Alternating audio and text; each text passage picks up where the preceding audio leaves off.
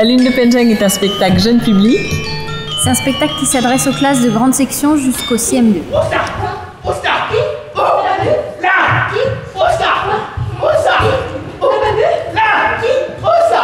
Dans ce spectacle, on joue du gamelan. C'est un instrument qui vient de Bali, un instrument collectif. On peut jouer à 20 musiciens.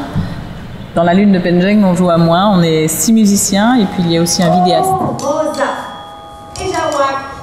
Elle en est où? Toujours les pieds dans la boue. J'ai composé les musiques qui constituent le spectacle La Lune de Penjeng. Je dis bien composé parce que ce gamelan, qui est donc un instrument traditionnel qu'on trouve donc en Indonésie, j'ai choisi d'écrire pour lui. Parce que ça me semblait difficile de jouer les musiques qui sont liées au contexte où il officie habituellement, des musiques de rituel, des musiques de cérémonie.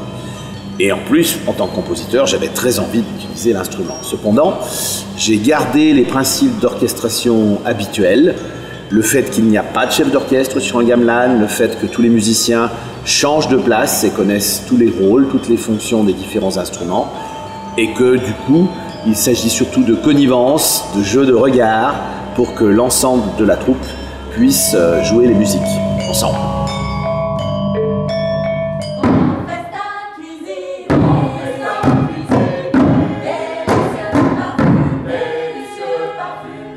C'est un spectacle qu'on joue dans des salles équipées. On peut aussi s'adapter, les faire dans des salles plus petites. Et la seule contrainte qu'on a vraiment, c'est qu'on puisse faire le noir pour projeter la vidéo.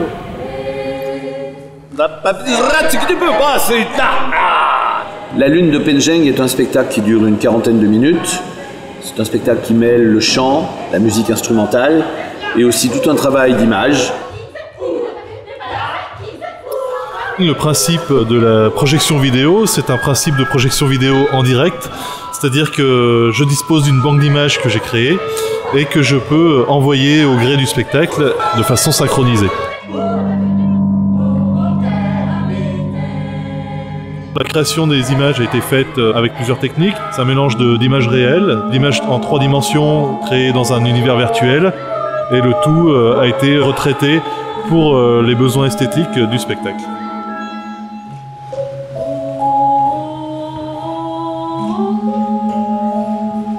Ces images évoquent d'une manière poétique à la fois l'univers de l'Indonésie et surtout l'atmosphère qui tisse la trame du spectacle, à savoir la préparation d'une fête de village qui fait appel à toutes sortes d'ingrédients dont certains sont même tenus secrets.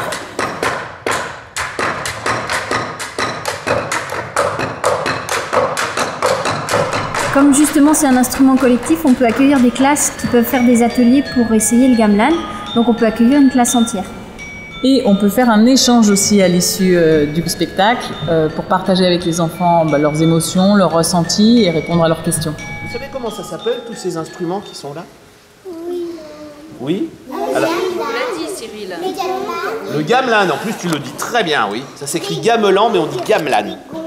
Est-ce que vous savez d'où il vient, ce gamelan? Elle a dit, il y a des gongs, c'est juste.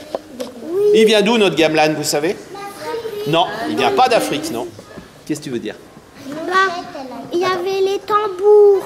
J'ai profité de la venue de la compagnie Nous Accordons dans ma région pour travailler avec mes élèves autour du spectacle La Lune de Penjeng qui a été donné pendant le temps scolaire devant les élèves.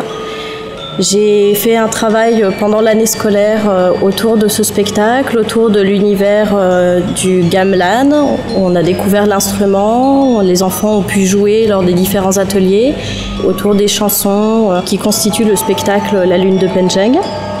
Les enfants sont ensuite venus assister au spectacle. Ils ont également rencontré les musiciens en amont et ont pu découvrir ainsi les coulisses du spectacle.